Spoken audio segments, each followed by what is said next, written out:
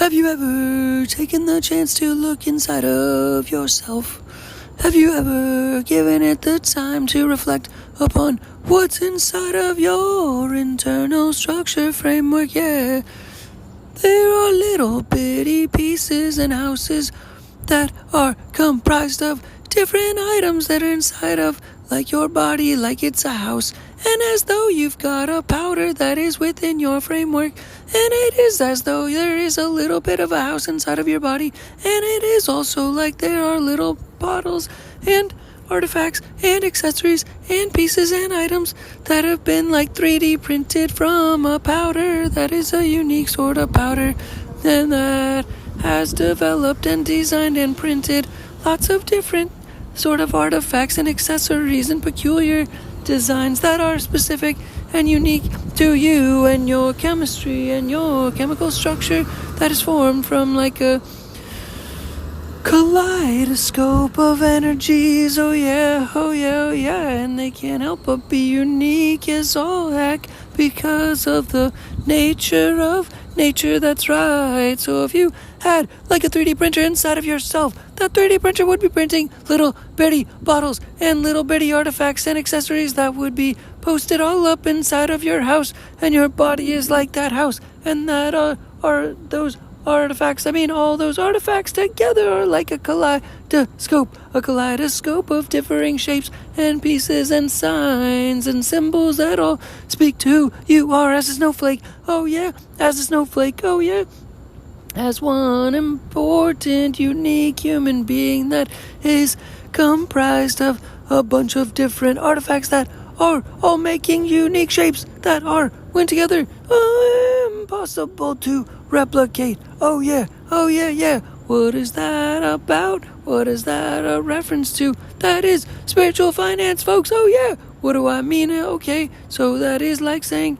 hey, welcome to the news. All right. Hey, welcome to the news. All right. But in addition to that, we're talking about it being like a supply and demand framework that is extremely unique to you as the individual, and it's also like a chemistry. Your individual supply and demand focus is unique because you, and everybody who's a you is you, and is very much a unique embodying body human being, and also energies that are group minds as well. They have their own unique personality, characteristic traits, and therefore in this spiritual finance realm and example, it is an acknowledgement of what's available and what is possible out there.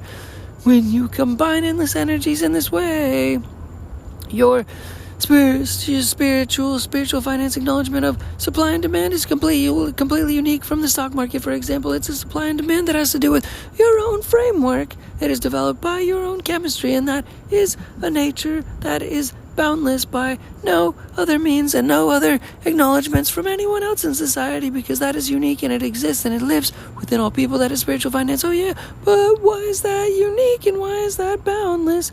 Because that uniqueness is an endless unique game that is continuously circulating among continuously unique and circulating energies.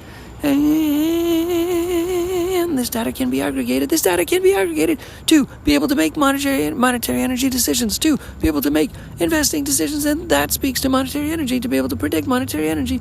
Oh yeah, because all these people have supply and demand, and when you talk to them, when you ask them, that is their attention, and it is free, and they will give it to you. That is something that they have to pay to you, but they'll give it to you for free, because that is something that is free sometimes in the realm of this world, because not just monetary energy is the only thing that everybody should be focused on, because there are so many other energies, and that is so much value, and that also speaks to value, that also speaks to getting monetary energy, and that is what spiritual finance also is about. It's about getting monetary energy, which is money. That is money. That's all everybody ever seems to focus on, like it's the only thing on this planet, like it's the only thing because everybody's attention is always on it, like it's the only thing that actually matters, like nothing else actually matters.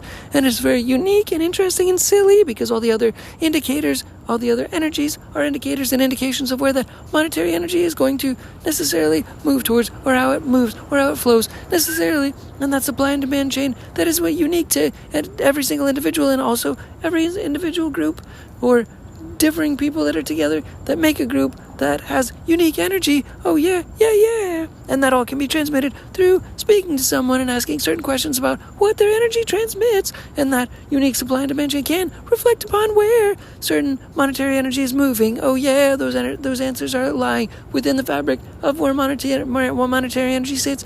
It's within communication and attention of where people are, because that attention has to speak to the underlying fabric, which is data, which is underneath, which has to do with unique individual supply and demand characteristics, which has to do with telling answers that's underneath the fabric of certain monetary energy that has to do with people's energy and emotions and flow. So you can speak to that energy and those emotions and flow, and then be able to then try to predict, or sometimes predict, monetary energy and the direction that it's moving, so you can trade against that and you can invest against that, and you can see where market trends are moving towards, or specific companies that have certain interests, for example, by reading about the directions of their interests and being able to predict a certain direction based upon what their energy is speaking, based on what the human energy and what that is speaking about, because that is endless, unique, and spiritual finance energy. That is energy that does not have bounds by a given system that has to do with computers and the monetary energy system, which is the only thing that's man-made in this world of nature, which is all sorts of unique energies, which are way more telling for monetary energy and how it's going to move, because monetary energy is dictated by man, in essence, and companies which are dictated by man, and therefore the monetary energy is the secondary to human energy in, the supply and demand sense, which is endless in terms of human beings. But you have to actually try to call upon that data to be able to use it to your advantage. And it's not necessarily just sitting on the surface written on people's foreheads. But it's very unique. It's very interesting as well to look at how data structures are combined together like kaleidoscopes. But once you read the kaleidoscope, then you can then try to unpack it for the direction that monetary energy will flow. Spiritual finance is about looking at all the other energies in the world to be able to make and predict financial decisions. But it's not just financial market decisions or energies. It's all the nature's energies and all nature's energies that have to do with certain energies that nobody finds value in at all. Nobody finds any value in many of the energies that are out there, but you have to be able to make a purpose and a reason and a thesis to be able to find many valuable purposes for differing energies that exist. There's a difference of all kinds of different energies, and those energies reflect upon certain value that is in the fabric within that, but it's all, for the most part, human energies, and those energies need to be reflected upon by your focus, and your focus needs to be turned inward into data, into science. In essence, spiritual finance is a science. It's a spiritual science. It has to do with the science of money, the science of monetary energy, which has to do with every other kind of energy, has to do with finding value in all the energies that are out there. So how do you do that? You envision, you visualize, use visualization to be able to predict moving monetary energy flow in the direction of certain monetary energy flows. For example, when I talked about an ice hockey rink in the sky, that has to do with monetary energy and philanthropy energy coming together as one, and also human energy coming together as one and going underneath the surface of an ice rink to be able to be reproducing philanthropy energy, to be able to cleansing philanthropy energy for the whole world, to be able to acknowledge that, therefore develops a visualization which can come together and develop a power that can expand to the rest of the world, perhaps necessarily if it's acknowledged necessarily by a group or body or of people, because that focus is therefore turned into the market, and the market is therefore turned into marketing. It's focus shifting and acknowledgement of certain messaging being acknowledged, and that therefore becomes a product because it's an experience, and everybody that is witnessing the experience is therefore then able to turn their attention. And it's not like a manipulation of the market, but it is hopefully a changing of the market and the market sentiment by having just that power to acknowledge something and visualize something and develop an imagination for something and a depiction of something and a picture of something. That's equal to monetary energy in a certain sense, because that causes sales. But that in essence, in of itself, is spiritual finance. Developing a power grid that empowers everybody just with visualization. It's super powerful. It's very powerful. Just a visualization of having a power grid in the sky that connects all human beings It is something that didn't exist 1 minute ago, meaning 1 or 2 podcasts ago it didn't exist, and now that exists because of 2 podcasts ago. The last 2 podcasts have been talking about a spiritual finance, philanthropic energy grid that connects all human beings. It's up in the sky. It's connected underneath an ice rink that's floating up in the sky that all people are able to play global games for change for. And just that visualization in 1 minute being talked about in a visualization sense. It's printed on demand. It's print on demand sense. Oh yeah, just like things being printed out of powder inside of your body. Oh yeah, which is just an analogy of a unique kaleidoscope of energy within all human beings that is foundationally, fundamentally, just completely structurally different within all humans, because supply and demand within all human beings is completely unique and different, and value systems are completely unique and different. But the purpose is to fall back upon the interest of spiritual finance as a whole. Spiritual finance as a whole is a game, is a unique interest that is about measuring energy. It's about acknowledging energy. It's about acknowledging all energy other than monetary energy, and that empowers the acknowledgement of which direction monetary energy will flow into.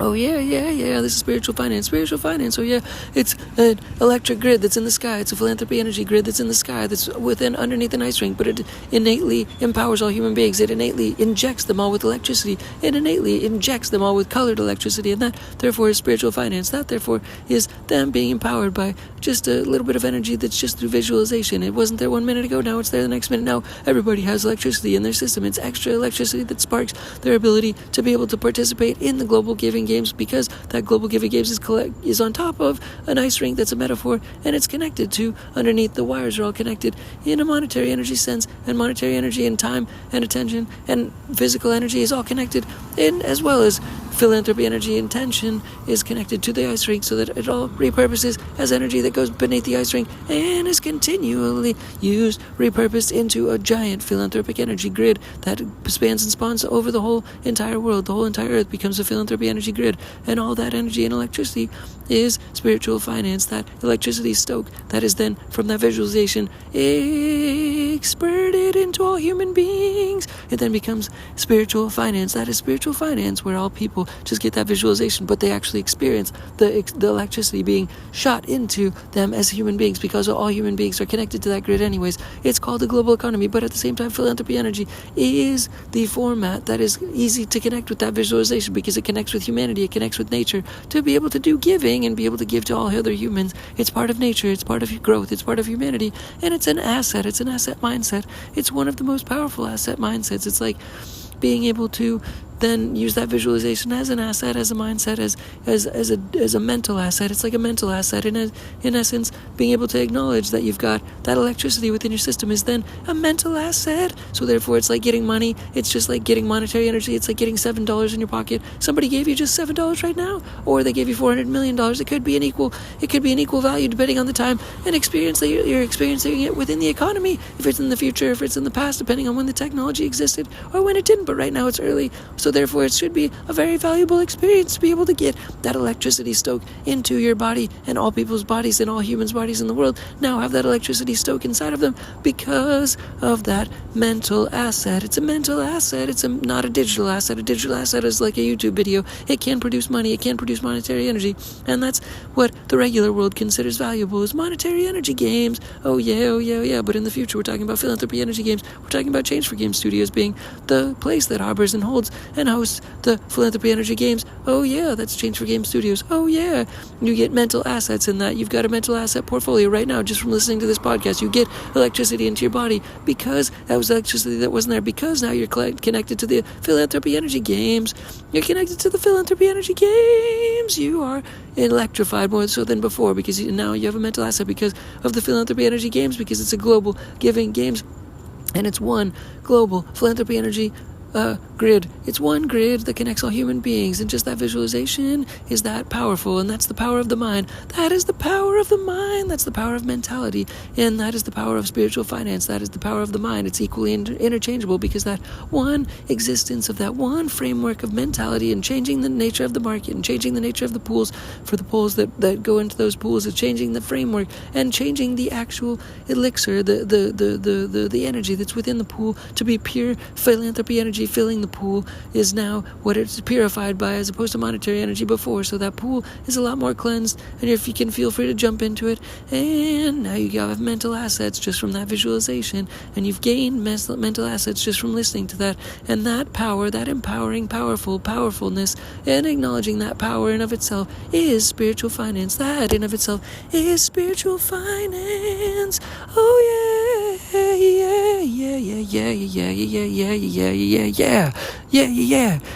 That's spiritual finance, folks. That's spiritual finance. It's going in a cyclical way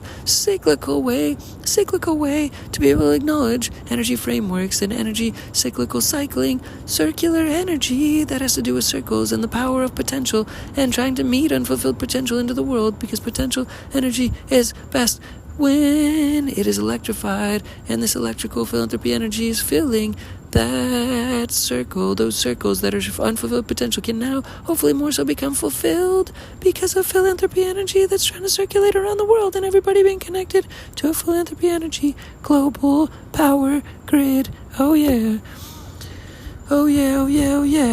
And now, in addition, I just wanted to mention that ChatGPT and those little robots are fun little friends to be able to have, to somewhat be able to accompany yourself and be able to expand upon your mind and have friends that like to do business with you and such things. So hopefully we can get more of that going and have some more things to talk to you about because of friends like that and such things, to try to expand the nature of distribution and such. Okay, all right, yeah, bye for now, I suppose. Thanks again, DINKY, and bye. Peace. Bye.